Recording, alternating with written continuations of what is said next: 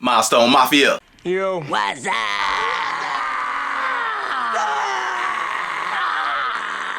Look at me back within a week. And not only that, we got an early review that was supposed to be late, or maybe on time, or whatever Jordan Brand is thinking with this release. But I know this.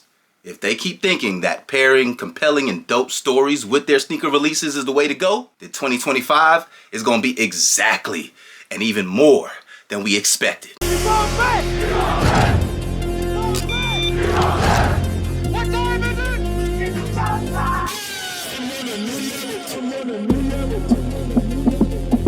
What is your profession?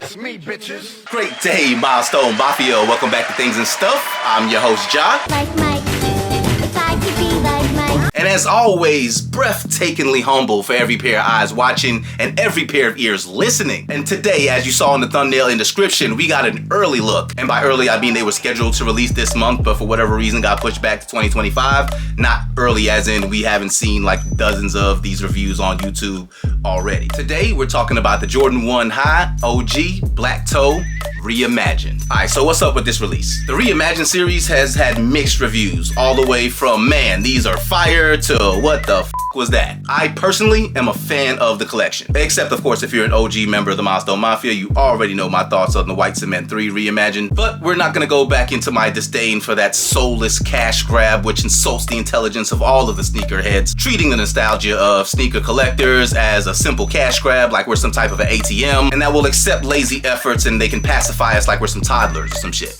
Whoa, calm down, Jamal. Don't pull out the 9. But I digress. Anything that's unique is typically gonna grab my attention and spark my curiosity. I can more than likely put a fit together with it, so it's really not the issue. I mean, that's a part of being a sneakerhead, being able to express that individuality or quirkiness, if you will, and highlighting our eccentric nature.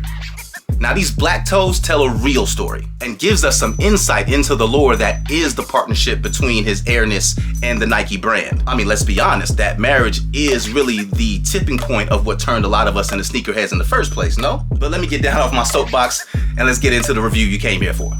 Just do it. Yeah, Nike. Just get this shit over with. And first, we have this box, a transposed picture from one of the first promo packets that was put together right after they signed Jordan. And as we can see, he has a pair of those black toes draped across his shoulder. Now this right here is super dope. We have, special attention Michael Jordan with a blank Wings logo. And just as sure as we enjoy unboxing a shoe that we waited months to release and in some cases weeks to deliver, we get through this packaging a point of view of maybe what Michael Jordan was feeling when he first unboxed his first sample. Oh, this wrapping paper as well. Has a few more shots of the promo. Thought it was cool to have this picture with him and Howard White. He credits him with a lot of the reason why he signed with Nike in the first place. Also some sketches of the early, iterations of the Michael Jordan Wings logo, which is literally on napkin paper, which is a really dope touch. And then we have the shoes. I mean, first impression out the box.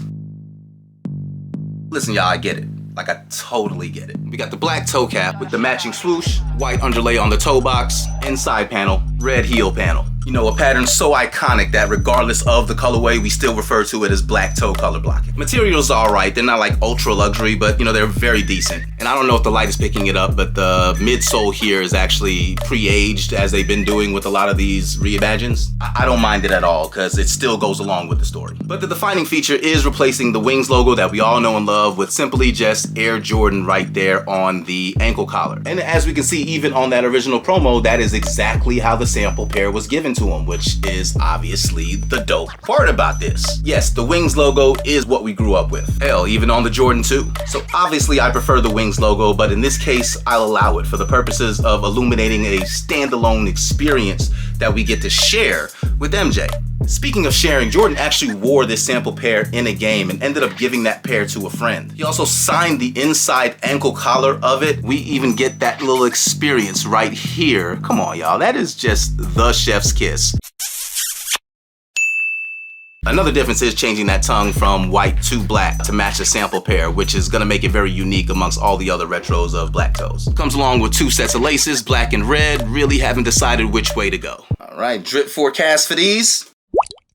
It's an OG colorway, so in my opinion, it's meant to be casual. But with all the heat that's reported to be releasing in 2025, I'm really curious to see how this stacks up in the sneaker of the year conversation next year. But there we have it, the Black Toe Reimagined, releasing in 2025, January. What you guys think about it? To me, it's mind-blowing that I was able to get that pair on the resale market a couple of months early at retail. That's nuts. But that just goes to show you where we are as a sneaker community. And you know what? F it. I'm here for it. Save me a couple of dollars. Don't threaten me with that. You know what I'm saying? Let's go ahead and wrap this up as is customary. If you want to become a friend of mine, go ahead, hit that like button. Go ahead and drop a comment down in the description. Tell me what you thought about the video, what you think about the shoes, man. What are you thinking about the releases that are coming out in 2025? I mean, what are you most excited to hear about? And if you want to become a friend of ours, go ahead and subscribe and hit that bell notification so you know every single time the Milestone Mafia is leaning on that algorithm. Next up, we got a handful of elevator pitches planned and some long form. And guess what? Coming up for my birthday, we got another episode of Got 'em Tardy. And I think that this one is going to be extra fly. But other than that, I want you to stay blessed, highly favored. I'll stay with 10 fingers and 10 toes, and I'll catch you on the next one. Peace. I can't remember when I've had a more pleasant day. Until we meet again. And you already know what time it is. Let's take a better look at these just in case I ain't doing them justice in hand.